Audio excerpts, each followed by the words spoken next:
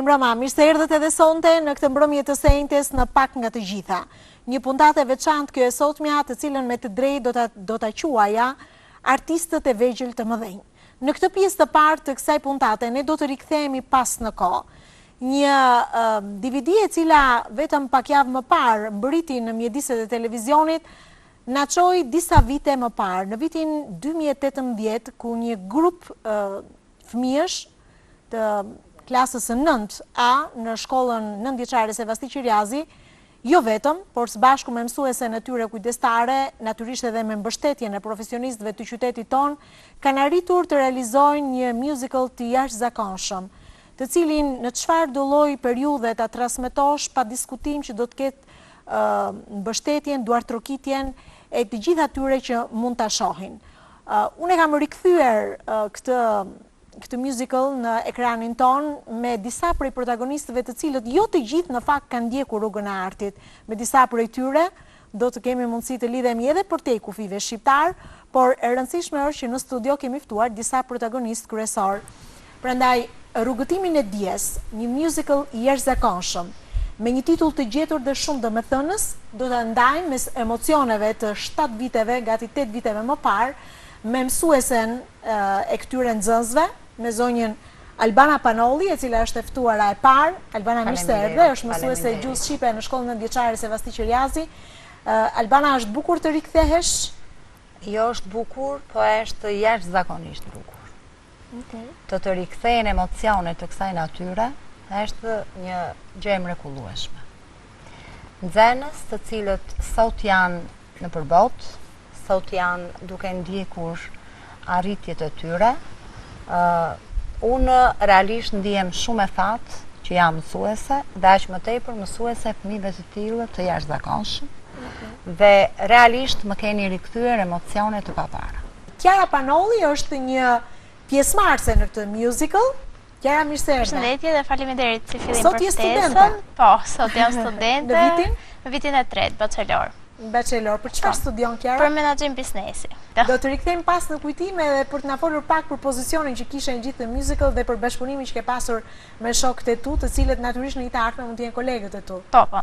Sigurisht ishte një emocion i madh për mua, se sigurisht më riktheu gjithë ato kujtimet e bukura të asaj kohe, dhe realisht kur më thanë ishte realisht domethënë diçka fantastike dhe erdha me shumë qejf, sepse realisht domethënë ishte nga kujtimet dhe është akoma një nga kujtimet më të bukura që unë kam. Deon Gjoka është nxënës në klasën e 6. Ju do thoni çfarë lidhje ka Deoni me Rrugëtimin e Dijes? Do ta zbulojmë pak momente më vonë. Deon, mirë se erdhe. Po, përshëndetje. Deonin e kemi një shkencëtar të ardhshëm, ka realizuar disa video fantastike, po do t'i ndajmë pak momente më vonë, edhe do t'a vëmë në provë Deonin nëse do të mundet dot ta rikthejmë pak, çfarë mund bëja ai me Rrugëtimin e Dijes? Jam përqendruar në zhvillimin e teknologjisë, sidomos inteligjencën artificiale, e cila është epoka e sotme. Janë fantastik ta fëmijë. Nëse fëmijëve u jep ide, prit mrekulli. Si lindi ideja për to? Atëherë, realisht brezi i Kiarës, që pavarësisht është vajza ime, ka qenë dhe ishte nxënësia ime e asaj klase, ishte brezi parë që patën mundësi të kishin dhe lëndën e teatrit. Sepse ishte e nisë që në klasën e 6. Dhe këta kanë realizuar aktivitete, skena, gjëra të jashtëzakonshme. Që në klasën e 6 ata kanë realizuar gjithashtu prap një musical, gjithatë dhe ajo ka qenë fantastike në prag Krishtlindjesh, disa vite më vonë, për të realizuar përkonte me ditën e 7 marsit. Dhe unë gjithmonë që ju them nxënësve të mi, çfarë do bëjmë një gjë të veçantë? Për të mos ndjekur atë skemën tradicionale të një aktiviteti të zakonshëm. Dhe më vjen një ditë Joni, një mëngjes, Joni Miço ka qenë një nga nxënësit e mi, nuk e di domethënë, nuk gjë, për të gjithë flas me superlativa sepse të tillë i meritojnë këto fjalë. Po Joni ka ardhur dhe më ka thënë, mësuese, unë mendoj të bëjmë diçka ndryshe dhe do të bëjmë një musical. Por më bëri përshtypje fakti që kërkonte të rikthente të ktheheshim në retrospektiv. Pse të mos bëjmë diçka? Sepse gjithmonë unë u flisja, gjyshrit u flisnin, shiko se si ka qenë shkolla në kohën tonë. Dhe gjithmonë ai kurioziteti e shtynte. Si ka qenë kjo shkollë? Po sikur ta shfaqim, po sikur ta rikthejmë, sikur ta rikujtojmë këtë gjë. gjithmonë me mbështetjen time absolute, dhe sidomos me këto ide novatore që asnjëherë nuk mungonin, po tham do ta bëjmë. Dhe patjetër filluam me atë Korça, dihet qyteti ku është hapur shkolla e parë, e nisim pikërisht në atë epokë. Më pas, dhe ju e keni parë videon, ka qenë e gjitha në formën e baletit, e kërcimit. Joni ka patur aty dhe një rol kritik, nëse do ta vendosim, ai ishte gjithmonë ai që shfaqej dhe më pas në të trija periudat, po, ka qenë shumë e bukur. Kerisi, një performancë fantastike, sa kur të flas me Kerisin do t'i rikujtoj një detaj. Kerisi një nxënëse dhe një vajzë jashtëzakonisht e talentuar, e cila kam përshtypjen që ende vazhdon të jetë një artiste, dhe si kundër po u thosha, nuk gjeni fjalë për të plotësuar karakteristikën e Kerit. Ishte fat sepse një pjesë e nxënësve ishin pjesë e ansamblit, çfarë ishte që të cilët... Ishte pjesë e ansamblit Skënderbeu, dhe këtu gjem rastin tani të flasim edhe për bashkëpunëtorët, se natyrisht fëmijët mund të jenë shumë të talentuar, pa ata kanë nevojë për profesionistët e vërtet. Cilët ishin bashkëpunëtorët e Bashkëpunëtorët nuk mund të ri pa falenderuar dhe pa e përmendur Zamir Akit. Një ndihmë të jashtëzakonshme. Qoftë në përzgjedhjen e gjithçkaje, të materialeve, të mënyrës se si ato lëvizjet, gjithçka të robave, të skenës, të gjithçkaje. Ndërkohë që dhe Bardi Pojani, Blerta Belliu, që luajte një rol jashtëzakonisht të rëndësishëm. Në momentin kur, sepse ishte ky momenti që fëmijët duhet të shkëputeshin ose pas shkolle, ishte një lodhje patjetër. Dhe gjithmonë kishim atë frikën që a do të realizohet siç duhet, a do t'ja vlente diçka e tillë. Pa jo ishte një surprizë e jashtëzakonshme. Publiku në sallën e teatrit Çajupi e ka pritur me ovacione. Përpara se sa të ndjekim një fragment shkurtër, ne do të përmendim disa prej nxënësve. Patjetër që po. Natyrisht, mësuese Albana, ju mund të rikujtoni dhe të tjerë nxënës. Joni Miçon, Keris Babliku, Jurgen Dervishaj, Marsieni Isak. Marsieni Isak, po. Ajena Cenolli, Alicia Habib, Krisela. Faktikisht, nxënësit e klasës sime, që ishin në kujdestari, ishin pothuajse të gjithë, patjetër, po ishin dhe nxënës të tjerë, të cilët për shembull Kerisi ishte më vogël. Ishte një vit me vogël. Olta Krisela, Mikaela Kroi, Elona Kapedani, Teo Dishnica, Tea Irakli, Andrea Cicko, Katerina Bena, Vangjush Postoli, Andrometa Duro, Mikel Kamenica, Enira Beqiraj, Ester Spajlari, Dasina Qulafi, Sofia Ismailani. Tani mund të ketë edhe fëmijë të tjerë, të cilët nuk i përmendim, nuk po ja përmendim emrin, ju kërkojmë ndjes, po besoj kur ta shohin edhe fragmentin do të rikujtojmë, kështu që le ndjekim tani është pikërisht momenti të ndjekim një fragment të shkëputur, në fakt janë vetëm pak minuta të shkëputura nga të treja periudhat se si është konceptuar i gjithë ky musical. E ndjekim se do kemi shumë shpejt në lidhje të drejtë për drejtë edhe disa prej protagonistëve të këtij musical.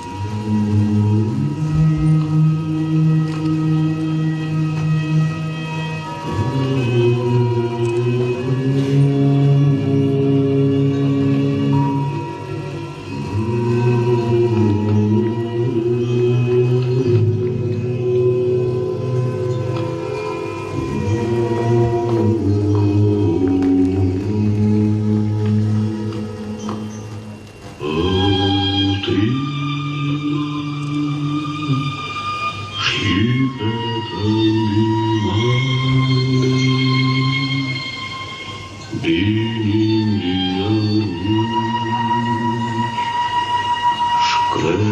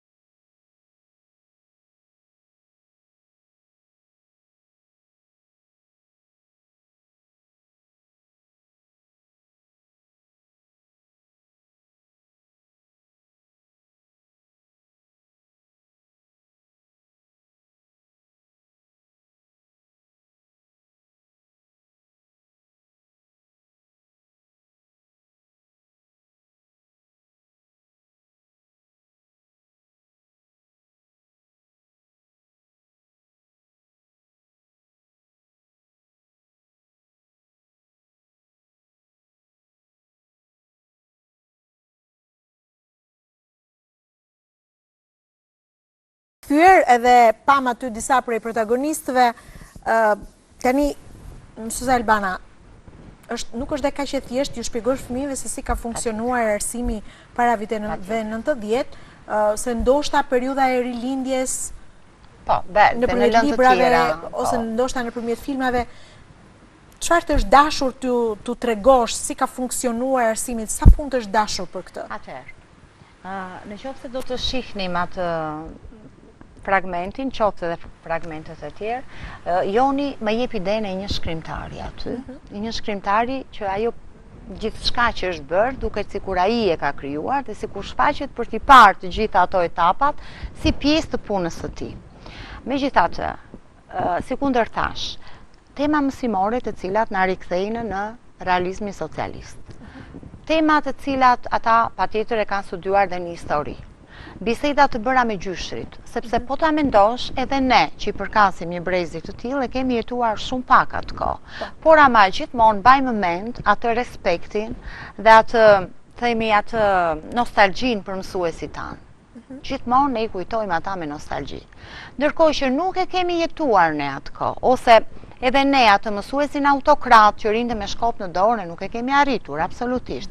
Megjithatë, me histori të tilla, me fëmijët sot e njohin historinë vetëm nëpërmjet filmave shqiptar, historinë që nuk mund ta perceptojnë ndondryshe, megjithatë atyre u lindi kurioziteti që ne do ta bëjmë, pyesnin dhe prindrit, diskutuam dhe unë personalisht u kam dhënë disa detaje nga jeta ime, të cilat e kisha jetuar, por deri në një farpike, sepse më tej nuk mund të edhe unë nuk dija se çfarë t'ju thosha. Unë kam dashur ta rikthej këtë lloj aktiviteti. Nuk mundëm ta bënim, e realizuam me anë të një video dhe më beso, motra e Alicias, që do të na dalë pas pak, është Darli. Dhe Darli gjithmonë kujton me nostalgji dhe thot, mësuese, ku ta gjejmë ne atë këngën që ata realizuan atë këngën e pionierit, dhe nuk gjendet as gjikundi. Ne thjesht e realizuam me një këngë të realizmit, por që nuk ishte lidhje fare me këtë këngën e pionierëve. Nuk gjendet as në YouTube, as gjikundi. Dhe fëmijët e realizuan. Vjen pastaj epoka e tretë, ajo e kohëve moderne, që ata e patën jashtëzakonisht të lehtë. Nuk është se më është dukur në një pjesë shumë e vështirë, por sigurisht dy pjesët e para kam pasur pak atë ngarkesën e vet, sepse duke mos ditur si jetoi vërtet ajo kohë, duhet të përshtateshim sa më mirë, por që mendoj se ja dolëm. Domethënë mendoj se arritëm diçka realisht të bukur dhe realisht mendoj se na u duk sigur ato momente jetuan vërtet. Domethënë pavarësisht se ishte si bar për ne, sepse nuk dinim, domethënë nuk e konceptonim dot, arritëm ta jetonim vërtet, domethënë atë fragment të vogël. Roli jot kush ishte? Ishte nxënëse dhe tek pjesa e fragmentit që pam këtu kam qenë ajo goca me atë fustanin jeshil që vraponte. Po.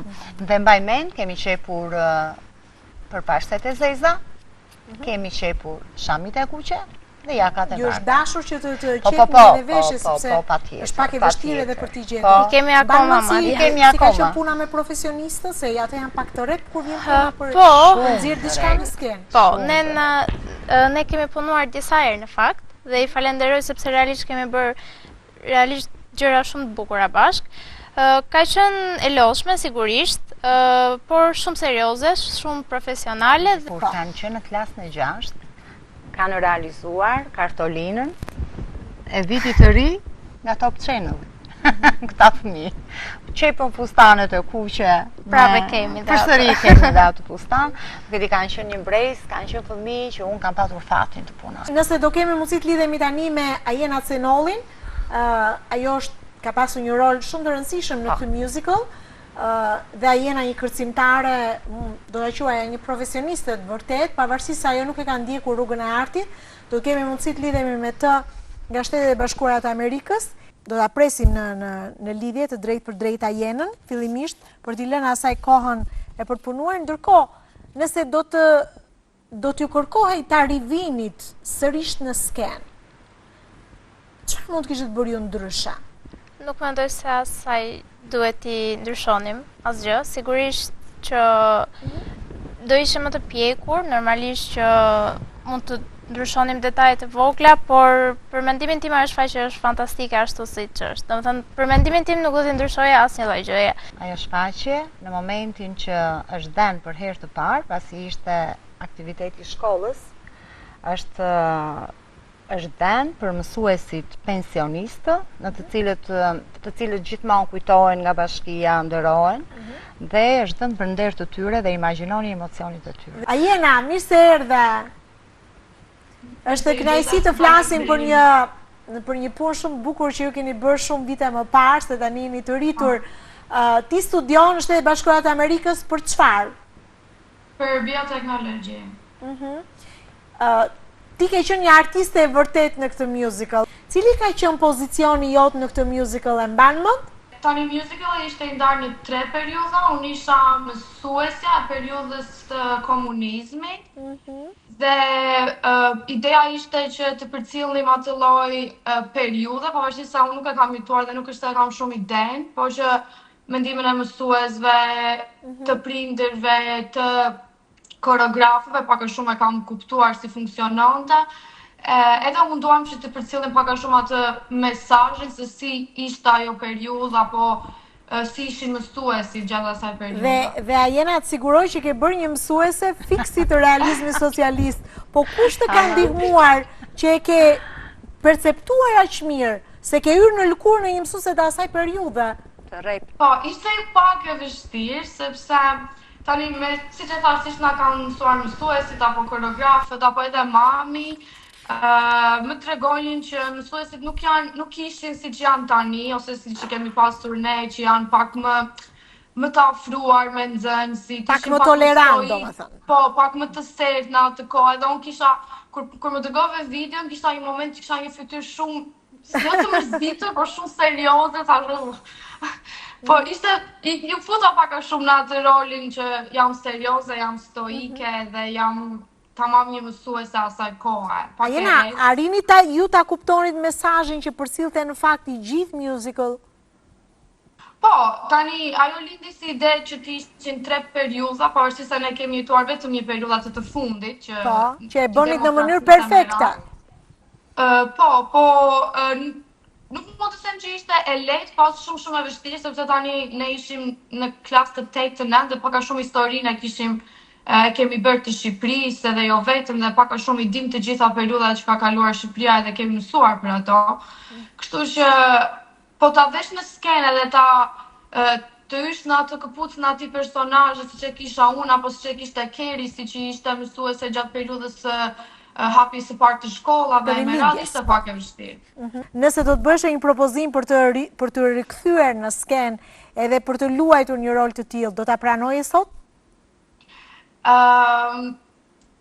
Nuk e di 100% për faktin se siç e the edhe ti, tani unë kam bërë një jetë tjetër që shumë larg Shqipërisë, edhe ato qëllimet që kam në jetë kanë ndryshuar, në sensin që unë nuk merrem siç merresha përpara me balet, apo me art, deri diku tani jam më shumë e fokusuar te shkolla, te shkenca. Truri punon për shkollën, të bëjë një punë më të mirë, domethënë janë gjëra të tjera, por që nëse unë do isha në Shqipëri, edhe do ishin kushtet, patjetër që do ta pranoja me shumë qejf. Do të pyes sa ka ndikuar në fakt jeta artistike që ke bërë në Shqipëri edhe për formimin tënd të përgjithshëm?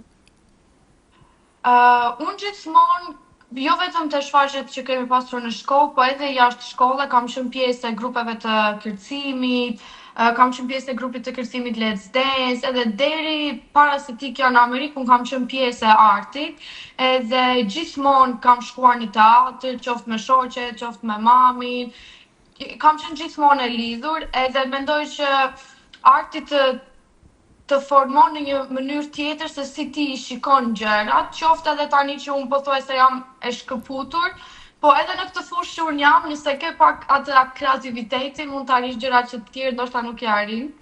Edhe nuk jam shkëputur 100%, sepse edhe këtu, në shkollën ku jam, unë mund të zgjedhim lëndë që nuk janë po thuaj se 100% të lidhura me degën time, edhe unë kam bërë një klasë që quhej dance class, edhe vinim edhe kërcenim edhe pak a shumë riktheu te ajo periudha që isha në Shqipëri, që vija çdo ditë edhe praktikohesha. Ne të falenderojmë, nuk duam të marrim kohë, sepse dua t'i lëdhe shumë dhe hapësirë edhe shokëve të tu që do të na bashkohen. Të uroj shumë suksese, mund të përshëndesësh mësuese Albanën që e ke në studio. Ajina. Të urojmë shumë suksese dhe të falenderojmë për kohën që na kushtove. Shumë faleminderit, Të urojmë suksese pafund. Të urojmë shumë suksese, Ajina. Besoj do të kemi tani nga Tirana dhe Jurgen Dervishajn. Në fakt Jurgeni ndryshe nga vajzat e tjera që do të lidhemi kanë ndjekur rrugën e artit dhe mbjen mirë për këtë, u ta kemi pas pak në lidhje. Ndërkohë që kemi një djalë simpatik që është vetëm në klasën e 6. Ne na kanë bëritur disa video Deon që ti ke punuar bashkë me mësuese Albanën Për Mitrush Kutelin. Për Mitrush Kutelin. Ti punon fort, edhe duke se ja ke dalë mirë me inteligjencën artificiale. Si të ka lindur kjo ideja? Unë gjithmonë kam qenë apasionuar pas teknologjisë, me që ajo është dega më kryesore në jetën e tanishme, dhe besoj se e ardhmja time do të fokusohet në këtë degë. Dhe e ardhmja gjithve duket se do t'jetë kjo. Po, ke realizuar një video të Mitrush Kutelit, ja po shohim disa në prej pamive dhe teleshikues do kenë mundësi të dëgjojnë. Si ke mundur, si ka lindur ideja? Ke marrë një vepër të një autori? Po, ka marrë 3 vepra nga libri Mitrush Kutelit, i cili ishte Gjergje Lezalia, Tregimet mosme shqiptare, Besa e Konstantinit dhe Skënderbeu. Skënderbeu një të jepni një imazh. Dhe si ke mundur? Dhe i kam procesuar idejnë dhe kam zhndëruar atë në kod, i cili bëri të mundur këto video. Që do thot, mund të flasin personazhet aty? Jo, personazhet nuk mund të flasin, por ka një narrator i cili tregon historinë e tyre. Dhe ti i shoqëron ato? Po, me imazhe. Me imazhe dhe shumë fantastike. Ja po i shohim tani pamjet në ekran dhe janë shumë të bukura. Na kanë emocionuar pafund. Në qoftë se musical që ti pe pak më përpara disa fragmente, do ta jepte sot mësuese Albana dhe ta punojë me inteligjencë artificiale. Mendon se mund t'ja dilje? Po, fal inteligjencës artificiale në ditët e sotme, çdo gjë dhe çdo shfaqje mund të rivihet në skenë, duke krijuar imazhe, foto, zëra dhe skena të animuara. Kështu që dhe brezi im, i cili nuk e ka para të shfaqje, mund ta shikonte atë të realizuar në një mënyrë të re dhe emocionuese, por ajo nuk do të humbte bukurinë dhe identitetin e saj.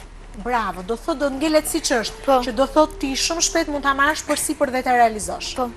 Mund ta bësh një gjë të tillë. Që do thot këta protagonistët që ne sot po përpiqemi të lidhemi ku janë, nuk është e nevojshme t'i kemi fare. Jo, mund t'i gjenerosh si personazhe. Mund t'i gjenerosh si personazhe. Ja se çfarë mund bëj ky djalosh që është vetëm 12 vjeç. Kështu që shumë shpejt ti do të vish në sezonin e ri, besoj në shtator, të pak nga të gjitha e do të ma sjellësh sërish këtë musical, kësaj herë të realizuar me inteligjencë artificiale. Ma premton? Detyra e shtëpisë për Kjo është detyra e shtëpisë që ti do bësh gjatë kësaj vere, se jam shumë kurioze të di si mund të realizohet një musical të tillë, kur këta fëmijë disa vite më parë janë lodhur, kanë punuar me profesionistë, edhe sigurisht kanë harxuar shumë nga koha e tyre. Deonit ne kishim për të realizuar një aktivitet për Mitrush Kutelin. Dhe për ta bërë sa më interesant, përveç atyre gjërave të zakonshme, poezitë, dhe i them Deonit, Deon, si mund të realizojmë një gjë shumë të bukur me anë të kësaj gjëje? Dhe zgjedh Besën e Konstantinit, zgjedh Gjergje Lezalinën dhe Skënderbeun si një figurë e cila atje ka shumë momente dhe shumë ngjarje, por për ta identifikuar si heroin ton kombëtar dhe në momentin kur kam parë videot, kam thënë, nuk e di, do dalë diçka jashtëzakonshme dhe realisht është ndodhur. Të gjithë të pranishmit u emocionuan. Nuk e di dhe unë Deonin e kam vlerësuar edhe një diçka tjetër. Deoni po na bën himnin e shkollës. Atëherë besoj do të kemi tani një lidhje drejt për drejt, një artist të vërtet, është Jurgen Dervishaj, i cili jo vetëm ka luajtur një rol shumë të rëndësishëm në këtë musical, por ai vazhdon për fat mirë të ndjekur rrugën e artit. Jurgen, mirëmbrëma, mirë se erdhe. Mirëmbrëma, përshëndetje, si jeni ju? Është kënaqësi që të kam në këtë lidhje të drejt për drejt. ndryshe nga shokët e shoqet e musical, Rrugtimi i Dijes, ti në fakt je një artist sepse ke zgjedhur rrugën e artit, apo jo? Shumë faleminderit për ftesën, edhe është kënaqësia është e imja.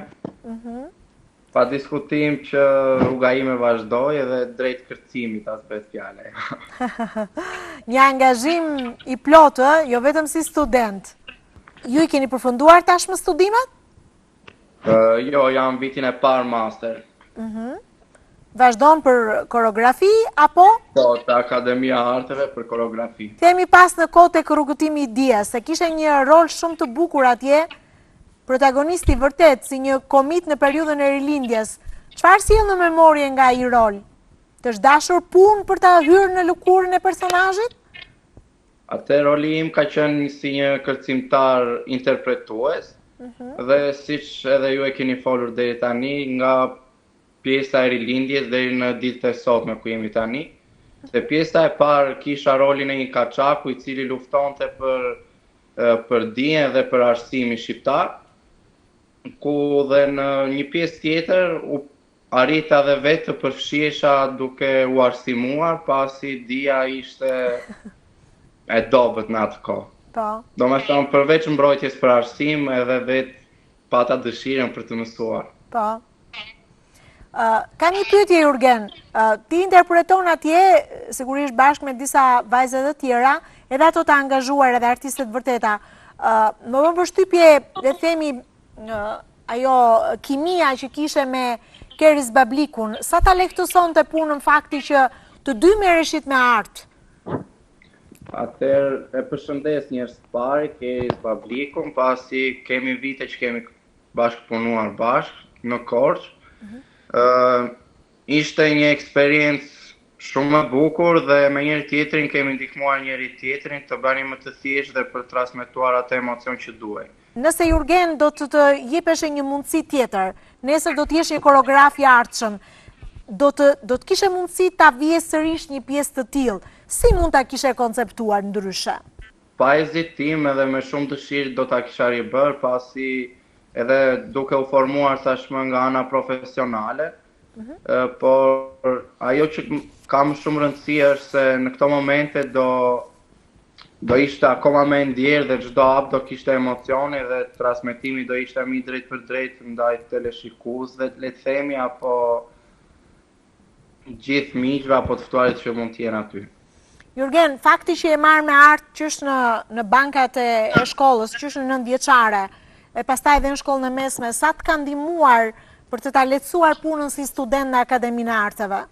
Atëherë u bën rreth 15 vite afërsisht që u merr me kërcim dhe jeta e artit duke u marrë parasysh edhe te shkolla edhe te kurset private në qytetin e Korçës, më ndihmoi si nga ana profesionale ashtu edhe personale jetës për një vetbesim të madh dhe për transmetimin e shumë ndjenjave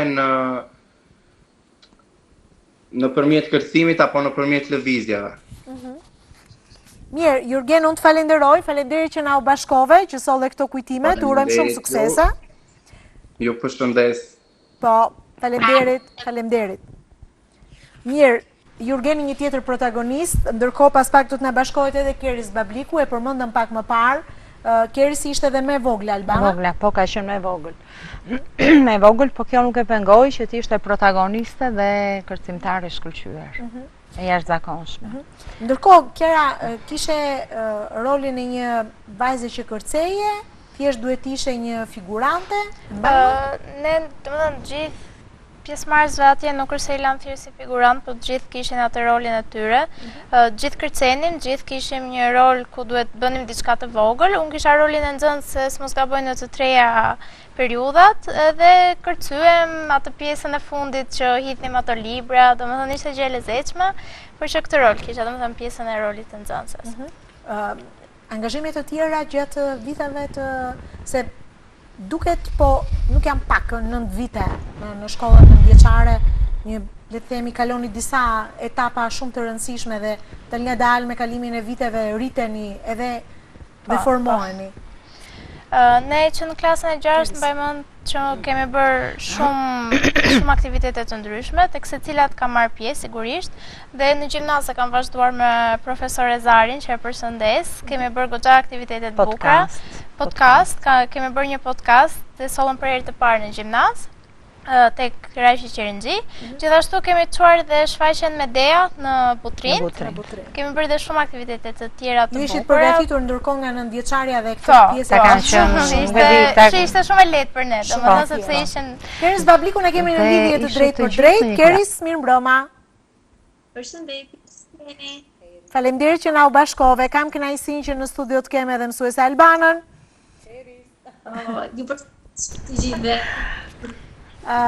Keris, kemi mundur të komunikojmë disa ditë më parë dhe të kam zgjuar kujtesën me një prej roleve të shumta, se në fakt ke qenë shumë e angazhuar. Aktualisht studion për çfarë? Studioj për inxhinieri informatike në Universitetin Europian të Milano's, kur ruaj edhe një bursë ekscelence. Po ndërkohë ti nuk ke hequr dorë asnjëherë nga arti, kam përshtypjen. Po, aktualisht jam pjesë e ansamblit të Tiranës, ansamblit të Metropolit. Dhe patjetër që projekte sezonale, së fundi kam qenë të art camp. Je shumë e angazhuar, pra arti le të themi është pjesë e qenies tënde dhe është e pamundur që ti të shkëputesh prej saj. Është rritur mua, kështu që kur më pyesin gjithmonë në them inxhinieria është një pasion, kurse artet janë një gjë që janë arritur me mua dhe janë për pjesë ime tani dhe nuk e mendoj do të jetën pa to. Dhe këtë po kujtoni me mësuese Albanën që pavarësisht se ke qenë ndoshta më e vogla e grupit, ti ke mbajtur një peshë shumë të rëndësishme në musical Rrugëtimi i Dijes. Ke bërë atë rolin e asaj mësueses në periudhën e rilindjes, po edhe të një mësuese në kohët moderne, në shkollat tona ku sigurisht ka ndryshuar totalisht mënyra se si perceptohet tani arsimi po dhe mësimdhënia po dhe mësimdhënia. Keris, çfarë kujton nga i roli yt? Fillimisht e kam pranuar me shumë kënaqësi, ishte diçka shumë frymëzuese që disa të rinj mblidheshin bashkë edhe krijonin diçka kaq të madhe si një shfaqje doli shumë mirë, ishte diçka shumë pranë profesionale, zë thoya unë, edhe pse ishte ndërtuar nga këta të rinj. Për mua ishte frymëzuese, unë isha një vit më e vogël se pjesa tjetër e grupit, edhe ishte diçka vërtet shumë e bukur. U dha disa herë, pati goxha sukses në sa më mend. E kuptonit në ato vite megjithëse ishit të vegjël mesazhin që përcillte në fakt i gjithë musical? Po patjetër, ti hasesh, domethënë, çdo ditë në pranin e mësuesve, debatet që bëhen gjithmonë, mënyra se si ka evoluar figura e mësuesit. Këto janë tema që ti gjithmonë i diskuton, ti gjithmonë je atje, sepse marrëdhënia me profesorin është atje. Ajo sillen në një mënyrë shumë të bukur, shumë realiste, vinte që nga momenti ishte ndarë në 3 pjesë, siç e thash, që nga momenti me mosintoren, me hapjen, me hapat e parë, hapjen të shkollës së parashqipe, nga i momenti aq gati hynizues, që ishte tentuar të përcillej edhe me anë të disa elementeve të baletit klasik, ta ishin 2 triumfator, një histori që e bukur, vim në kohët e tjera, vim të komunizmi, shohim se si kishte ndryshuar roli mësuesit edhe të ditët tona që, siç themi shpesh herë, këto barrierat ndoshta kaq të ngurta midis mësuesit edhe nxënësit nuk funksionojnë në më të mirën e mundshme. Në çfarë sensi? Në sensi që mësuesi tani është edhe mik, është edhe i afërm i nxënësit. Është gjithë, domethënë luan një rol shumë të madh. Keris, do të tentoje sërish ti ta vjen në skenë një pjesë të tillë? Po patjetër, pse jo? Do të ishte shumë kënaqësi. Është bërë një goxha e madhe. Si mund ta perceptosh tani që jemi në kohë ku inteligjenca artificiale nuk e përjashtojnë dot as në bankat e shkollës, as në procesin e mësimdhënies? Po patjetër që nuk e përjashtojmë dot, po roli mësuesit mbetet I pazëvendësueshëm. Kështu që sërish mësuesi do jetë atje protagonist. Patjetër. Mirë, Keris, të falenderoj. Dua një mesazh për gjithë ata të rinj që e duan artin, pavarësisht profesioneve që zgjedhin në jetë, se je një shembull tipik. Faleminderit. Shiko, unë do thoja shumë punë, të dinë mirë atë që duan nga vipja, atë që duan të bëjnë në jetë, atë që duan nga të tjerët, edhe gjithçka të shkojë shumë mirë, por punë edhe shumë punë. Faleminderit, Keris, të urojmë shumë suksese në gjithë rrugëtimin tënd që ke zgjedhur për vitet në vijim. Faleminderit edhe shumë kënaqësi. Tani kam një pyetje për Deonin. Deon, sa e vështirë është të punosh me inteligjencën artificiale? Nuk është shumë e vështirë, po ta kuptosh vërtet atë. Po sa e vështirë është ta kuptosh? Nuk është shumë e vështirë, me ndihmën e disa kurseve, të cilat zgjatin nga 3 muaj, ti mund të bëhesh vërtet ekspert. Ekspert. Po. Suze Albana, faleminderit për gjithë emocionet që përcolli. Mesazhi I fundit që të japësh të gjithë nxënësve të cilët unë e di që shumë shpejt do të përcjellesh nxënës për në shkollën e mesme, një emocion tjetër ky I këtyre ditëve të fundit. Për gjithë ata me cilët ti do të punosh në vitet në vijim, pavarësisht gjithë punës që bëhet si mësimdhënës, cili është roli që duhet ketë një mësues edhe në fushën e artit? Patjetër që ne do të përcjellim nxënës, siç kemi bërë brezda me radhë, por jam shumë e lumtur që vijnë të tjerë që na mbajnë ne të gjallë në sensin që të punojmë akoma më tepër. Nxënës të tillë na motivojnë të ecim përpara dhe patjetër që arti, përveç pjesës gjithmonë, atë pjesën e mësimeve, po arti është një diçka shumë e bukur, që fëmijët duhet ta duan, duhet ta promovojnë dhe duhet jenë gjithmonë, unë ju them, dua të jeni gjithmonë dhe artistë të vegjël. Të vegjël e të rritur më pas. Dhe siç është edhe rasti I Deonit që do fillojmë pastaj të gërshetojmë me ose pa dashje, na pëlqen apo jo, po besoj pa diskutim gjithë do ta përqafojmë artin dhe inteligjencën. Është ai treni në të cilin kemi hipur dhe duhet I ndjekim, Mariona. Duhet I ndjekim patjetër. Sepse këta ecin kaq shpejt, do të mësojmë nga njëri tjetri. Ne I ndjekim tani në këtë moment. Ne u japim ide. Të uroj shumë suksese. Edhe unë gjithashtu. Je gjithmonë e mirëpritur me të tjera projekte që besoj në vitet në vazhdim do t'i prisni se kemi gjëra të bukura. Është vetëm fillimi. Uroj Kiarën, ju uroj shumë suksese në vitet në vijim, të mirëpresim për gjithë projektet që mund të kesh si një menaxhere biznesi. Sigur që do shihemi. Dhe Deoni që do shihemi pa diskutim sepse do të sjell projekte shumë interesante, apo jo Deoni? Unë të mirëpres në studio. Se duam edhe ne të rriturit të mësojmë nga ju. Patjetër. Deoni është, po them, imazhi I atij djalit që mëson shumë, është shumë serioz, por dhe shumë inteligjent në këtë pjesë dhe ne do vazhdojmë të kemi gjëra shumë të bukura në vazhdim. Faleminderit, ju urojmë shumë suksese. Ne do të shkëputemi në këtë pjesë të parë, duke ndjekur fragmente të tjera të shkëputura nga musical Rrugëtimi I Dijes që na ka kthyer pas në kohë, një musical I cili është realizuar në vitin 2018, por që vazhdon ende të përcjell emocione për gjithë ata që e shohin ose për gjithë ata që e kanë përjetuar. I ndjekim dhe rikthehemi në pjesën e dytë me të tjerë artistë. Do të jemi tani në një fushë tjetër, po dhe ata janë artistë sot të vegjël që nesër pa diskutim do të jenë artistë të mëdhenj, jo vetëm në skenat kombëtare, po edhe përtej kufive shqiptar.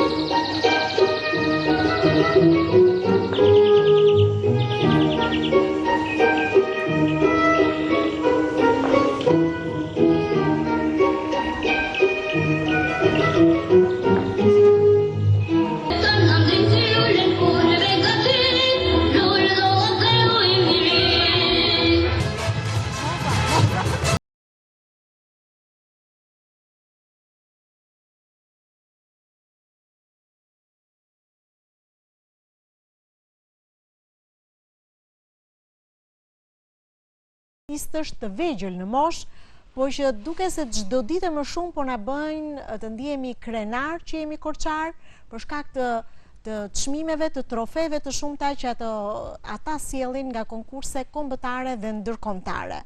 Ne do të njihemi sot me ta, do të njihemi me disa prej pjesëmarrjeve të tyre në konkurse të ndryshme, do të njihemi me mentorët e tyre, me mësueset të cilat kanë vendosur të punojnë me ta, dhe natyrisht me një instrument shumë të veçantë siç është pianoja, që ata kanë zgjedhur natyrisht vetëm apo me ndihmën e prindërve apo mësuesve të tyre, këtë do të na i thonë vetë ata. Po prezantoj artistet e para të cilat i kam ulur në këtë koltuk, janë shumë simpatike dhe të treja vajzat e para janë në të njëjtën klasë. Antea Koti, Antea, mirëmbrëma, mirë se erdhe. Mirë se ju gjeta. Ti je në klasën e? Dytë. Dhe vjen nga shkolla artistike Tefta Tashko Koço. Kush vendosi të regjistroj ty në këtë shkollë? Unë vendosa. Vendose vetë? Besoj i kërkove mendim mamit dhe babit? Po. Dhe çfarë të thanë ata? Ata më linin që të shkoja me lejonin të shkoja në çfarë shkollë të doja dhe unë zgjodha në shkollën Tefta Tashko Koço. Po përpara se sa të shkojë në shkollë, ti kishe zgjedhur dhe një instrument që ishte pianoja. Çfarë të pëlqeu ty te pianoja? Të gjitha. Po çfarë ka ai instrument që ty të ma gjeps? Është tingulli. Është tingulli. Domethënë, ato tingull që ka pianoja nuk mund ta ketë një instrument tjetër? Nuk e ka? Ja. Mirë, do të flasim për pianon, për instrumentin të dashur, po besoj edhe për shumë konkurse ku ke marrë pjesë. Një artiste tjetër me kuptimin e plot të fjalës është Krisel Jatru. Krisel, mirë se erdhe. Është kënaqësi që të kam, je e vogël në moshë, po ti je një artiste shumë e madhe. Ke marrë pjesë në shumë konkurse dhe ke emocione ti kur ulesh ndonjëherë aty në piano? Po, shumë. Ke shumë emocione. Se kur ulesh në piano, në video që unë kam parë, më shkruar për shtëpia që ti nuk ke emocione fare. Ashtu dukem po brenda. Ke shumë emocione. Shumë. Cila është pjesa që ty të pëlqen dhe që e interpreton shumë herë? Për këtë semestër më pëlqeu Remo Vinci Guerra dhe Chopin Vals që kisha që i lojta. Të pëlqejnë shumë? Po, dhe Mazurka. Këto ishin të treja. Kush është më e rep me ty, se do të flasim pak, do të tregojmë pak historinë tënde. Kush është më e rep me ty? Nëna Shpresa apo mami Paola? Normalisht mami, sepse vej pak më shumë eta edhe është pak fare më e rept. Pak fare më e rept se nëna. Po. Në fakt Krisel ka një histori të bukur dhe do ta rrëfejmë, ajo vjen nga një familje artistësh. Megjithatë, fal punës së saj dhe këmbguljes, ajo ka arritur që megjithëse në një moshë të vogël, unë me të drejtë e quaj një artiste të madhe. Mia Qari, Mia, mirë se erdhe. Faleminderit. Është shumë kënaqësi që të kam në studio. Edhe ti je një artiste që ke zgjedhur pianon. Kush të ka nxitur ty që të zgjedhësh piano dhe jo një instrument tjetër? Në fillim mami, po pastaj mora me qef vet. Mami ta sugjeroi në fillim. Po pastaj e mora me qef. Cili është konkursi më i vështirë që ke marrë pjesë, që ty të është dukur që ishte më i vështiri? Asnjë konkurs nuk më është dukur shumë i vështirë. Asnjë nuk të duket e vështirë. Të gjitha për ty janë njësoj. Po. Mirë, Krisel, ti e ulur shumë herët në piano. Po. Që kur ke qenë 4 vjeç? 5. 5. Të gjithë 5. 5. Të treja 5 vjeçin një ulur në piano. Kush ka ulur për herë të parë në piano? Mami. Mami. Pastaj më tha mami dhe unë e mora me qef, si shfa Mia, e mora dhe unë me qef. Po një ma sugjeroi mami, pastaj e mora dhe unë. Po ti ndërkohë kishe parë nënën dhe mamin që interpretonin në piano? Po. Më shumë mamin se nënën, sepse nëna luan tani më pak. Jo, nëna e kam parë videot. E ke parë videot? Edhe kur ule në piano edhe më shpjegon si është. Në një gjë. Po më shumë mamin kam parë. Më shumë mami. Mami. Çfarë të pëlqente ty kur mami interpretonte? Kishte shumë ndjenja, teknikë edhe sa gjëra të tjera që nuk mund t'i shpjegoj. Edhe pastaj të sugjeroi mami të ulesh, ti ule në fillim me dëshirë apo pak me ndroje dhe me frikë? Jo, me dëshirë ulla, po pastaj më tha dhe mami edhe u binda, edhe ulla në piano. Tu duke vështirë në fillim? Në fillim u duk aq e fjesa s'ka. Cili ishte momenti që tu duk pianoja e vështirë? Pjesa që jam me teknik më shumë, isha pak jo aq e sigurt se me këto të tjerat, që kanë pak më ndjenjë. Unë e dua shumë muzikën, po nuk e kuptoj, ma shpjegon do të çdo të thot me teknik? Teknika është shpejtësia dhe e këtë fort Krishtina apo jo. Po, kur vendosi mami të regjistroj ty në një konkurs? Se ti ende s'kishe filluar klasën e parë? Më duket se në konkursi i parë ishte në Gjiro Klasika. Më duket, jam aq e sigurt se kam harruar. Pastaj fillojnë me Kishte fëmijë të tjerë të vegjël si ty apo ti ishe me vogla? Jo, unë isha me vogla në konkurenca e të tjerëve, ata ishin pak më të mëdhenj se mua. Dhe ti përsëri fitove çmim. Po. Ti i çudita ata dhe fitove çmim. Sa kohë të desh ty të përgatiteshe për të bërë pjesë e konkursit tënd të parë? Do një 3-4 muaj, ose më shumë nuk e di. 3-4 muaj. Sa orë studion ti në piano? 2-3 orë. 2-3 orë. Nuk mërzitesh duke ndonjëherë 3 orë ti në piano? Po ndonjëherë mërzitem kur nuk i kam të mësuara, pastaj kur i kam të mësuara jam mirë. Je shumë mirë pastaj. Po ti janë të asi ule për herë të parë në piano, kush të ule ty? Se kemi një histori shumë bukur ju të dyja.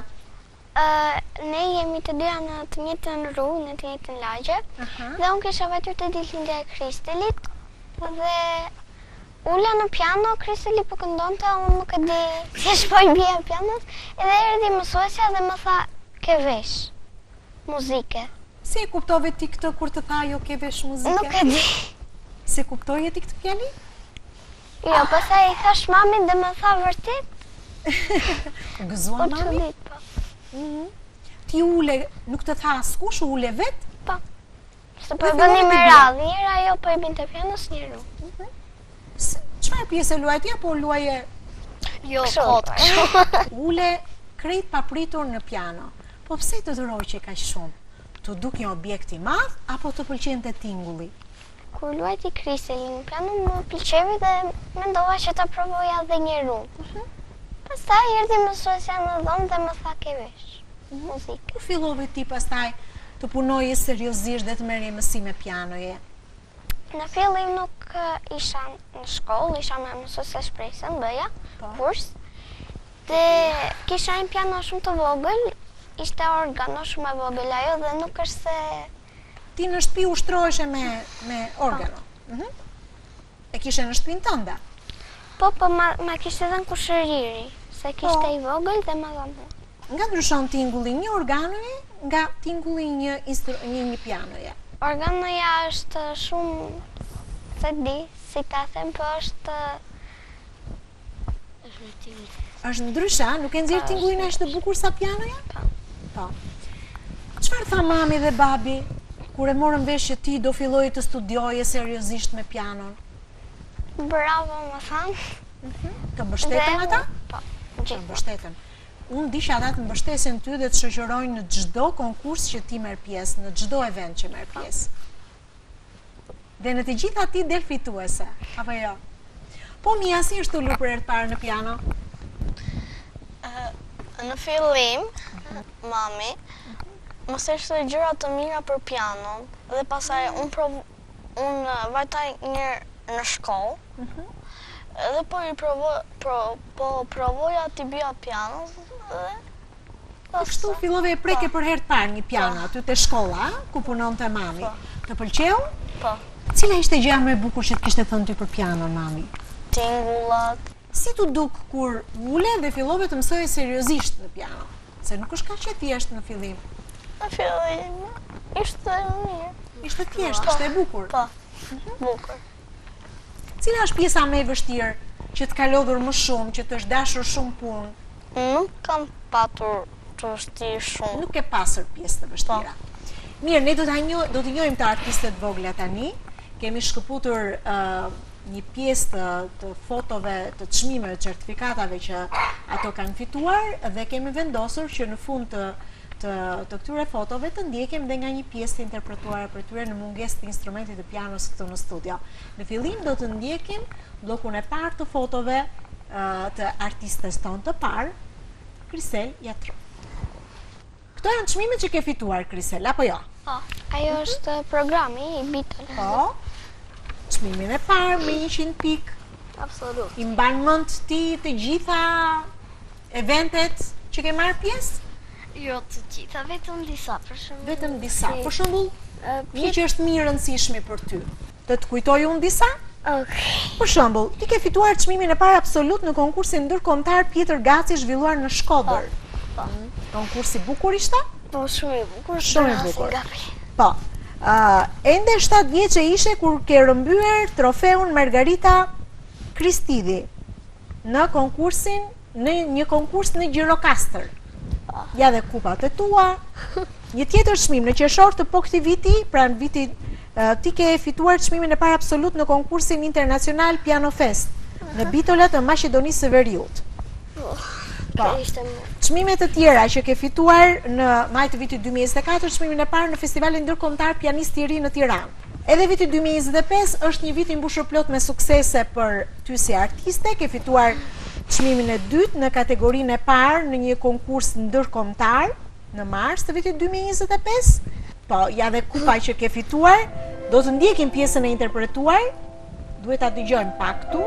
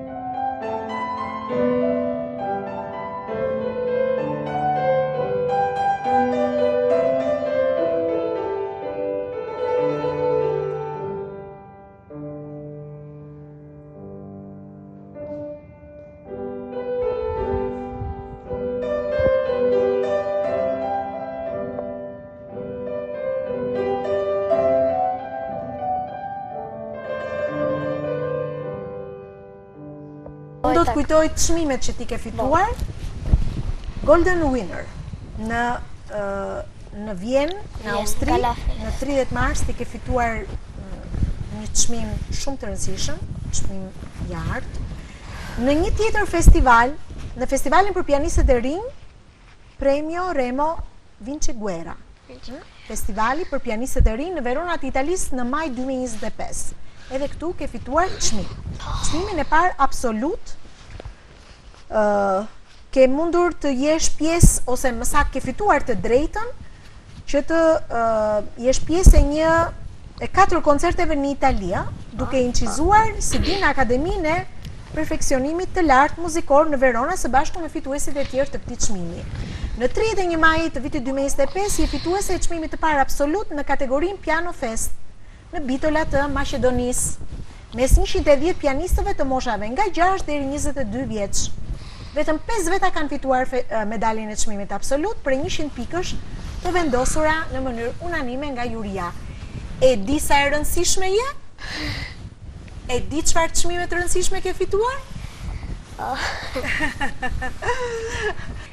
Krisel, të ka thënë mami që të pret një punë e madhe përpara? Po, disa herë. Si është ta kesh Paulën, edhe mami edhe mësuese? Është mirë që edhe kam kohë të studioj edhe në shtëpi me mësuesen time dhe në klasë. Ndonjëherë e ngre pak zërin, ë? E pak. Kurse për Antea, mësuese Paula më ka thënë që është shumë e disiplinuar. Në Antea, sa orë studion ti? 1 orë e gjysmë. 1 orë e gjysmë çdo ditë. Tani që ke filluar pushimet, nuk do studiosh më? Jo. Nuk do studiosh, do bësh vetëm pushime. Kështu ju ka thënë mësuese Paula? Po. Mësuese Paula, pas ke dhënë premtim shumë të madh. Mirë, edhe Antea ka fituar një numër të konsiderueshëm çmimesh, megjithëse shumë e vogël, ti je 8 vjeç. Të treja jeni 8 vjeç. Antea ti ende pa filluar klasën e parë, ke fituar një çmim në Gjirokastër i vlerësuar me çmimin e parë. Po. Ti ke vendosur të marrësh pjesë sërish në Gjirokastër, je vlerësuar me një çmim tjetër special në Maqedoninë e Veriut, po kështu në Bitola je vlerësuar me çmimin e parë, në Shkodër je vlerësuar me çmimin e parë absolut Pjetër Gaci. Në Festivalin Ndërkombëtar Pianistë i Ri, sërish Antea është vlerësuar me çmimin e parë dhe ke marrë pjesë në shumë festivale. Çfarë mban mend nga koncerti Vjena Gala Fest? Si të është dukur ajo salla e koncerteve atje në Vjenë? Ishte shumë e madhe dhe shumë e bukur, ishte madhështore dhe më pëlqeu shumë sepse nuk ishte dhe aq njerëz që të kishe shumë emocion. S'kishte shumë njerëz, nuk kishe emocione fare? Jo. Edhe ti ke fituar shumë çmime që do t'i ndjekim tani në ekran nëpërmjet disa fotove që do të na i servir teknika për të njohur me çmimet që Antea megjithëse është 8 vjeçë ka fituar një numër të konsiderueshëm çmimesh dhe do ndjekim edhe një pjesë të interpretuar prej saj. Ne do t'i shohim tani në ekran çmimet që ka fituar Antea, një çmim të art, çmime të tjera në Gjirokastër, që duket se ka marrë pjesë jo vetëm një herë, dhe këtu ka fituar çmimin e parë me më tepër se 96 pikë. Si ndihesh ti kur vlerësohesh me çmimet para, Antea? Shumë e lumtur. Je motivuar për të vazhduar më shumë, për studiuar? Një tjetër çmim special ke fituar, shumë diploma, shumë vlerësime, kudo ku je ti.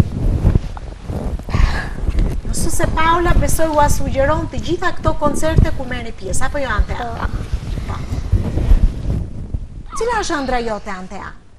Bëhem pianiste. Të bëhesh pianiste dhe ku do ti interpretosh? Në Itali, besoj. Në Itali.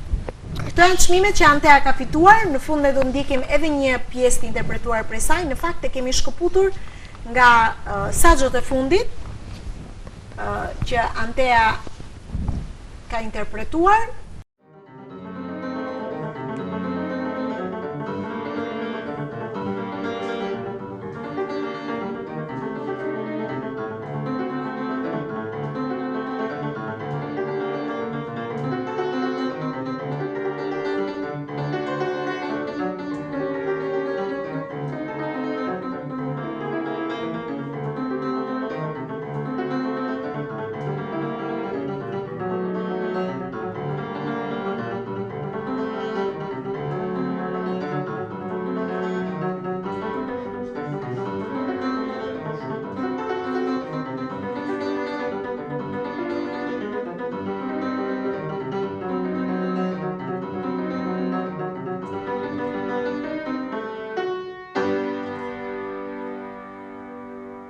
Mia, edhe ti ke mundur të marrësh pjesë në shumë konkurse. Po.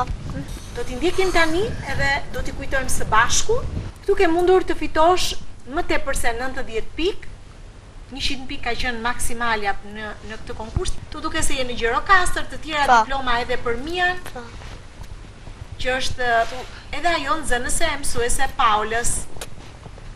Mia, po ëndra jote kush është? Që të bëhem një pianiste. Do të ndjekim tani një video, e cila në fakt është shumë interesante. Aty do të keni mundësi të ndiqni një foto për çmimin The Gold Winners në Vjenë të Austrisë dhe çmimi Verona. Janë dy vajza, Antea dhe Kristeli, të cilat kanë marrë pjesë në një kompeticion shumë të rëndësishëm. Dhe do të ndiqni pikërisht momentin kur këto vajza janë vlerësuar me çmimin e parë, Antea me çmimin e parë, ndërsa Kristel me çmimin absolut në këtë konkurs. Diploma premio CD a Antea Coti.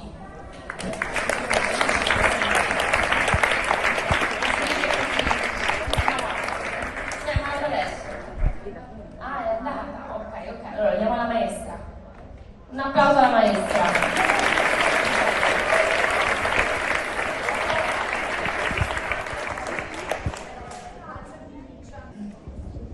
Diploma d'oro e premio CD a Anna Sofia Bogdan.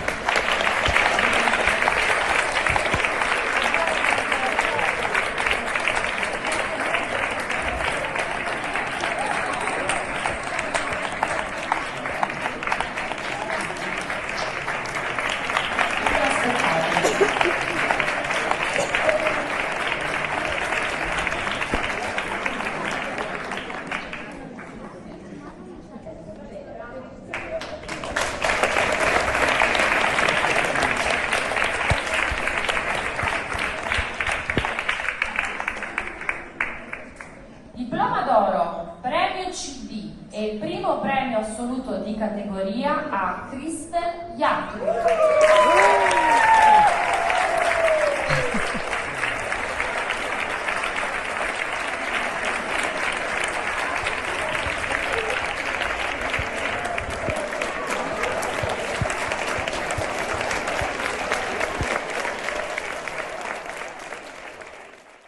Krisel, sa emocione ndjejmë ne kur të shohim ty që fiton këtë çmime. Të pëlqen ty kur të duar trokasin? Po, më pëlqen, po kam dhe emocione. Ti me çmimet që fiton bashkë me këto dy shoqet e tua, me Mia dhe Antean, keni nderuar edhe Korçën, edhe qytetin ton. Po. I sot mami ka një mesazh për ty. Do ta shikosh aty te ekrani? Po. Edhe do ta dëgjosh se çfarë thot. Mirë? Po. Kristi i dashur i mamas. Më kërkuan të dëmë për një video mesazh sot, të të përshëndes. Që kam që ke vështirë, sepse kam rolin e nënës dhe të mësueses për ty. Dëshiroj që talenti që Perëndia të ka falur të zhvillohet dhe të prek skenat botërore. E di që është e vështirë, që do shumë disiplinë, shumë durim, shumë vullnet, do mençuri, do inteligjencë, për post të gjithave, dhe di që ne të dyja, po t'i vjemi fort punës, do t'ja arrijmë dhe do korim sukses akoma më të mëdha. Ti vetë më ke thënë që hard work pays off. Ti e di shumë mirë të gjë. Dhe ndonjëherë kur kemi ato konfliktet tona të vockta, shpresoj që të mi falësh dhe të kuptosh që mami, ose mësuese Paula, në rastin ton, do më të mirën për ty.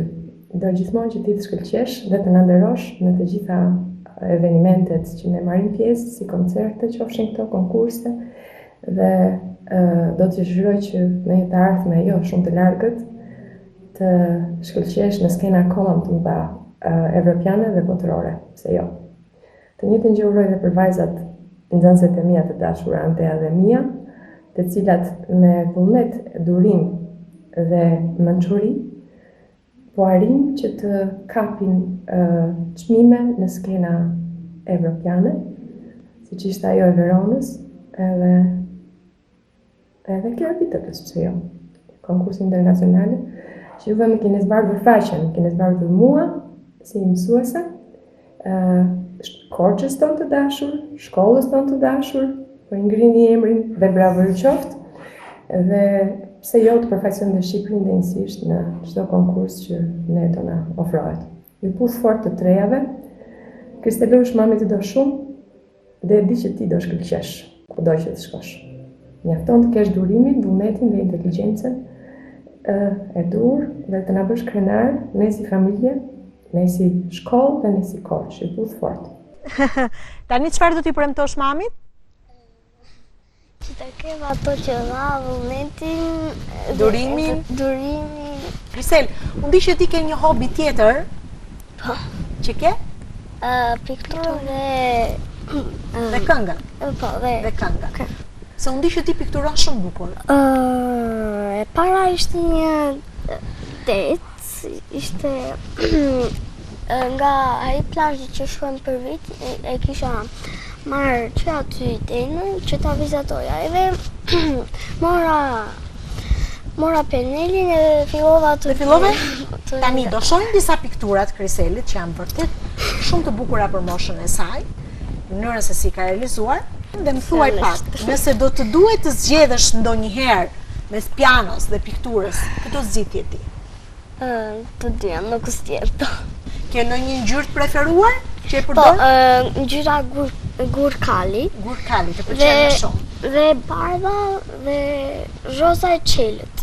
Dhe roza e qelët. Dhe ke realizuar këto piktura kaq të bukura. Po Antea, çfarë ka tjetër pasion përveç pianos? Vizatimet, ndoshta. Ndoshta. Po sporti të pëlqen? Po. Çfarë sporti të pëlqen ty? Volejbolli dhe futboll. Ke filluar të ushtrohesh në volejboll? Volejboll do vete të hënë. Aha, do fillosh të hënën. Mami Inkeleta ka një mesazh sot për ty. Përshëndetje Eliona, faleminderit që ke ftuar Valentin në emisionin tënd sot. Kam një mesazh për të. Antea, mami për ty është shumë krenare, jo vetëm për punën që bën të palodhur në lidhje me pianon, por edhe për vajzën e përkushtuar, të sjellshme dhe të ëmbël që ti je. Uroj që ta realizosh ëndrrën tënde, mami do ta kesh gjithmonë në krah, ti je muzika ime më e mirë dhe të dua shumë. Që ke muzika më e bukur me mamit. Po mami, çfarë është për ty? Dashuria me mamën. Do t'i premtosh diçka mamin Keletës? Të gjitha që ajo I kërkon prej teje, ti do t'i realizosh. Në të uroj shumë suksese. Mirë, Mia, po Mia, çfarë pasione ka të tjera përveç pianos? Se ju nuk jeni vetëm artiste, ju pëlqen dhe të luani. Në sport, se unë. Në sport, të pëlqen sporti? Çfarë sporti të pëlqen ty? Volleyball. Volleyball. Edhe për ty, mami Geralda, ka një mesazh të bukur. Ja ta dëgjoj. Mia, zemra ime, pas çdo daljes tënde në skenë, zemra ime mbushet me gëzim. E di se shumë je përpikur për çdo arritje tënde. Ti je një yll I vogël, me një zemër të madhe. Mbaj gjithmonë brenda vetes këtë pasion. Mos haro, nëse punojmë fort, mund të arrijmë gjithçka. Të puth mami. Ky është mesazhi mami Geraldës, të pëlqeu? Po. Mami vjen me ty besoj pas në çdo konkurs edhe në çdo pjesëmarrje tënde, në çdo event. Po. Unë ju falenderoj shumë, megjithëse jeni shumë të vogla. Faleminderit shumë për gjithçka, emocionet që na keni dhuruar ne, çmimet që sillni në shkollën tuaj edhe në qytetin tonë. Besoj se do të vazhdoni të punoni fort që të jeni pianiste dhe të shkeni në skenat ndërkombëtare, apo jo Krisel? Po. Antea tha që unë dua në Itali të shkoj, po ti? Unë dua në disa vende që s'kam vajtur, për shembull në Itali, në Paris. Ja? Ose Amerikë. Do të vazhdosh të studiosh në piano. Nuk do të heqësh dorë? Nuk do të heqësh dorë. Ju urojmë të trejave shumë suksese. Faleminderit që ndat me ne këtë mbrëmje edhe për gjithë teleshikuesit tanë. Jeni artiste shumë të mëdha dhe na keni dhuruar vërtet shumë emocione. Ndjehemi shumë krenar për ju. Do të mirëpresin tani 3 artistë të tjerë, edhe ata të vegjël në moshë, po me shumë çmime. Edhe për ta jemi shumë krenar. Pas pak në studio.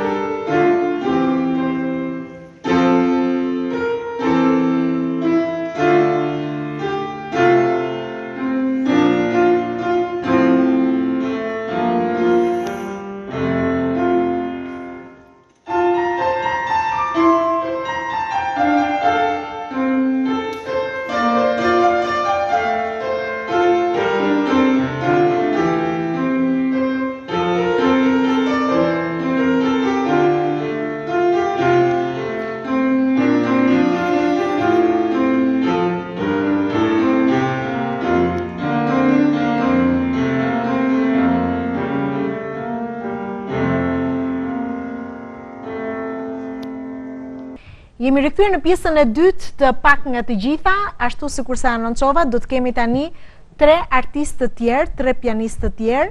Ata janë të vegjël në moshë, e thash janë shumë të vegjël, po janë artistë të mëdhenj. Me gjithë moshën e tyre kanë mundur fitojnë çmime në konkurse kombëtare, madje edhe për te kufive, dhe kanë mundur të konkurojnë në mënyrë dinjitoze dhe të përfaqësojnë veten e tyre, shkollën, natyrisht edhe qytetin e Korçës që ndjet shumë krenar për këta artistë të rinj që tashmë janë bërë pjesë e pandashme e këtij qyteti. Unë do t'i prezantoj, janë shumë të vegjël, 2 prej tyre janë akoma në klasën e parë. Valentino Avdo. Valentino, mirë se erdhe. Në ç'klasë klasë je ti, Valentino? Në klasën e dytë. Në klasën e dytë. Po. Dhe cila është mësuesja jote e pianos? Entela. Mësuesja Entela. Ti ke filluar pianon herët në klasën e parë? Po. Kush vendosi të zgjedh instrumentin e pianos?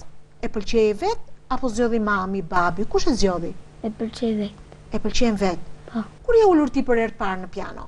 Ishe në klasën e parë? Po. Në klasën e parë. Të pëlqeu kur ule? Po. Pse nuk zgjodhi një instrument tjetër? Për shembull violinën. Se tingullit e violinës janë ca më të vështira. Pak më të vështira. Dhe pianoja të duk me e thjesht. Po mami dhe babi ishin dakord që ti të zgjidhje një instrument? Po. Në familjen tënde ka ndonjë artist? Dikush që i bie pianos apo ndonjë instrumenti tjetër? Jo. Jo. Ti je artisti i parë i familjes. Sa orë të duhet ty të studiosh për të marrë pjesë në një konkurs? 2 orë. Lodhesh, mërzitesh? Jo. Jo. Mërzitesh ndonjëherë me mësuesen telën? Jo. Do të shohim pak momente më vonë fotot e tua, Valentino, dhe do të fillosh të kujtosh edhe konkurset ku ke marrë pjesë. Doris Gjinaku, Doris, mirë se erdhe. Faleminderit. Është shumë kënaqësi sepse Doris në fakt është një personazh shumë i njohur, është një këngëtare e dashur tani edhe për bashkëmoshatarët e saj. Ajo ka qenë pjesë e festivaleve për fëmijë, apo jo Doris? Po, kam qenë 3 vite. 3 vite radhë. Edhe këtë vit ke qenë pjesë? Jo, këtë vit nga që isha angazhuar me konkurse. Me konkurse me pianon? Po. Dhe këtë vit nuk arrite dot të bëhesh pjesë e festivalit. Të ngeli merak që nuk u bëre pjesë? Jo. Jo. Jo shumë. Tashmë je angazhuar me piano. Ti ke një histori shumë veçantë, Doris. Në familjen tënde është një artiste mrekullueshme, një këngëtare me një zë fantastik, melodios, pjesë e korit lire tashmë prej shumë vitesh, këngëtares Olsa Pema. Po. Sa ka ndikuar mami në zgjedhjen tënde të instrumentit të pianos? Mami im kishte dëshirë që unë të futesha në piano, sepse kishte dëshirë që kur ajo këndonte, unë ta shoqëroja atë në piano. Sa bukur. Edhe mbaj më datën që u futa për herë të parë në kurs me mësuesen Tela Kotellin, edhe që data 20 maj 2021. Ti vetëm studioje, por ende nuk ishe bërë pjesë e shkollës Tefteta Shkokoço. 3 vitet e para i kam bërë në shkollë mësojnëtorja e parë shqipe, por këtë vit unë kisha dëshirë të bëhesha pjesë e shkollës së muzikës që të vazhdoja të bëhesha një pianiste kur të rritesha. Duhet ishe më afër pianos dhe më afër mësuesës? Po. Kështu vendosi mami dhe mësuesen Tela, apo jo? Po, dhe unë vetë. Si të duk ndryshimi nga një shkollë ku nuk kishte asnjë instrument rreth rrotull teje dhe duhet studioje vetëm pasdite, në një shkollë ku instrumenti është ndoshta objekti i parë që sheh sa po shkon në mëngjes? Në këtë shkollë unë marr pjesë dhe në kontrolle teknike, në saxo, në sa konkurse të dua, ndërsa në shkollën e vjetër merja pjesë rrallën në kontroll teknike ose saxo, jo të tëra erët, edhe në konkurse rrallën merja pjesë. Megjithatë, ti ishe bërë pjesë e artit sepse ishe pjesë e festivaleve të ndryshme. Kush e zbuloi zërin tënd? Se përveç se je një pianiste e shumë e talentuar, ti ke edhe një zë melodios shumë bukur. Kur isha e vogël, në fakt unë kisha dëshirë të bëhesha një këngëtare e madhe. Edhe se nuk e ke ende këtë dëshirë? Jo, tani kam dëshirë të bëhem një pianiste e madhe. Po, të pëlqen shumë pianoja tani. Po. Mami këndonte për ditë, edhe mua më pëlqente kënga. Edhe unë kisha dëshirë të merja pjesë në festivale dhe vitin i parë që mora pjesë në festival ishte 2022, kur isha në kompleksin motra ime që soliste. Pastaj mori sërish pjesë vitin e dytë. Po. Në 2023-shin, pastaj dhe në 2024-ën. Cili është kompozitori këngëve të tua? Marita Jasi. I bënte këngët që merja pjesë unë. Asnjë nga këngët nuk e kundërshtuar? Jo, i pëlqeja tëra që bënte ajo. I pëlqeje të gjitha. Në shtëpi ke piano? Se unë kam parë disa video shumë bukura të tuat. Unë kam një organo, po këtë vit mama im do më blerë një piano në Verë. Ku ke kuptuar ti që piano vërtet është një instrument i bukur, po kërkon edhe shumë punë? Unë nuk ndi ndonjë vështirësi në piano për vete, po kam zbuluar që e pëlqeja pianon kur dëgjova vallen hungareze në piano edhe më pëlqente shumë. Edhe disha t'i bija edhe unë vetë një ditë, edhe i kam rënë që kur isha në klasë të parë. Si thot mësuese Tela, është një pjesë e vështirë? Jo, nuk është shumë e vështirë, po nuk e mbaj më Po ndoshta për moshën tënde ka qenë pak e vështirë. Po, se isha ende në klasë të parë. Ende në klasë të parë dhe ende nuk ishe bërë pjesë e kësaj shkolle, e cila natyrisht mban çdo minutë në kontroll artistët e vegjël dhe shumë të talentuar si ty. Tani do prezantoj artistin më të vogël, po shumë të talentuar, Kris Gjoka. Kris, mirë se erdhe. Faleminderit. Sa vjeç je ti? 7 vjet. Po mësuesen Tela më ka thënë që ti je shumë i talentuar. Sa orë studion ti? 2 orë. 2 orë? Po mirë, nuk mërzitesh 2 orë në piano? Jo. Pse të pëlqen pianoja ty? Se kanë gjyrë shumë të mirë. Shumë e mirë pianoja? Po mësuesen Tela si është? Shumë e mirë. Shumë e mirë është dhe ajo. Mërzitet ndonjëherë mësuesja Entela me ty? Donjëherë kur si bëjmë mirë ato ushtrimet. Nuk i bën mirë ushtrimet. Do të thotë që ti duhet të ushtrohesh shumë në shtëpi. Si mendon ti? I duhet shumë punë një pianisti? Po. Nuk mërzitesh ndonjëherë ta lësh pianon edhe ti ikosh të luash me shokët? Pëlqen më shumë pianoja se sa shokët? Piano. Konkursi i fundit që ke marrë pjesë, mban mend? Po. Ku? Në Pitola. Ke marrë pjesë aty? Ke dalë mirë? Po. Mësuesja Entela më ka thënë ka dalë shkëlqyer Kris. Mirë, do të shohim tani disa foto që të sjellim, të zgjojmë edhe pak kujtesën e Kris, se është shumë i vogël, edhe do ndjekim edhe një pjesë që ka interpretuar në mënyrë të shkëlqyer. Në fakt është vetëm një nga pjesët, sepse sa herë ulet në piano, mësuesja Entela thotë Kris më maknit. Do ta ndjekim tani. Do ndjekim këto foto të çmimeve që ai ka fituar, megjithëse është shumë i vogël. Sa i vogël që je Kris para pianos. Ja ku janë fotot e tua në ekran? Mund t'i shohësh edhe pikët që ke fituar në pjesëmarrjen në konkurse të ndryshme, në Gjirokastër duket se ke fituar këtu sërish çmimin e parë. Ja dhe me bashkëmoshatarët e tjerë.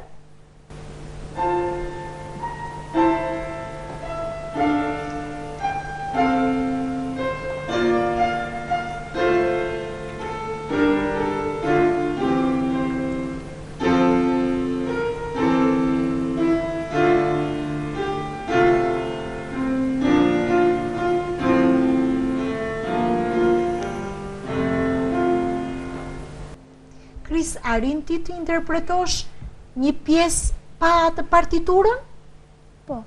Po. Të shoqërojmë prindrit ty në konkurse? Po. Po, se në fakt ajo videoja amatore që na u servir edhe që mundën teleshikuesit ta shohin, në fakt ishte e serviru nga nëna jote. Ajo besoj është mbështetësia jote më e madhe. Çfarë ke dëshirë ti të bësh kur të rritesh? Pianist. Shikon koncerte ti? Ku interpretojnë pianistë të mëdhenj? Po. Doris, ke ndonjë pianist që të pëlqen? Po më pëlqen Kosti Deti.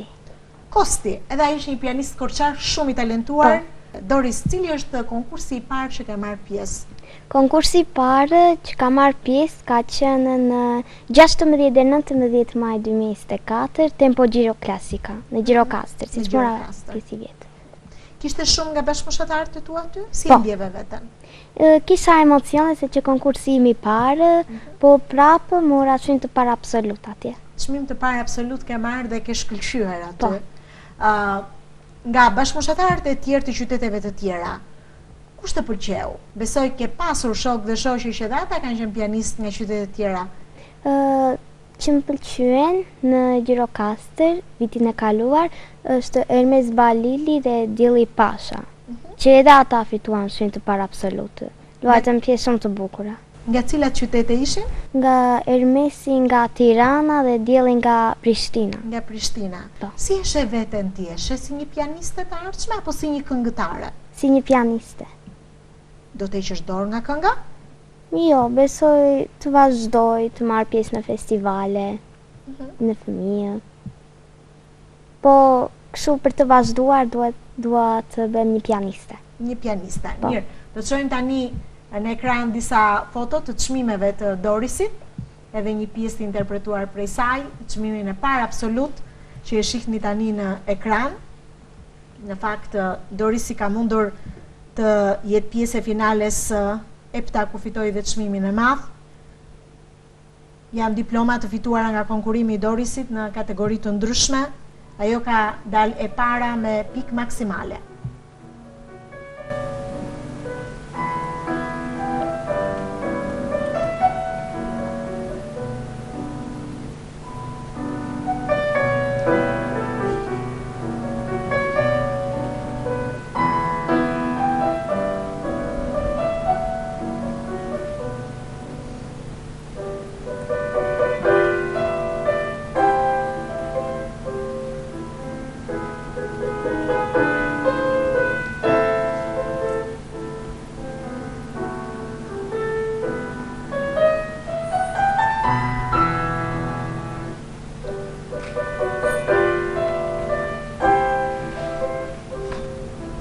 mirë, jemi rikthyer në studio. Ishte një interpretim fantastik i Dorisit. Cila pjesë ishte kjo që i ke interpretuar këtu, Doris? Valsin e Tonin Arapit dhe Karilon nga Remo Vinciguera. Shumë bukur. Unë isha duke e përmendur pak momente më parë në fakt edhe disa prej çmimeve që Dorisi ka fituar, përveç atyre që ajo përmendi në Gjirokastër, ka mundur të fitojë, të dalë edhe në finalin e festivalit të 28 ndërkombëtar The Young Pianist, që është zhvilluar nga data 30 maj deri në 1 qershor të këtij viti, ku ka fituar një prej çmimeve të mëdha, diplomën e festivalit Tempo. Të urojmë shumë suksese, Doris. Urojmë që të vazhdosh të fitosh çmime të tilla absolute, edhe një çmim tjetër special që ke fituar, Remo Vinciguera, fituar sërish të prej teje. Në Gjirokastër. Valentino, edhe ti ke mundur fitosh disa çmime. I mban mend festivalet që ke marrë pjesë? Në Gjirokastër. Ke fituar çmimin e parë, apo jo? I ndjekim pak edhe diploma që ka fituar Valentino. Valentino është shumë i talentuar, po mësuese Entela më ka treguar Valentino që ti do të largohesh nga Shqipëria. Është e vërtet? Bravo.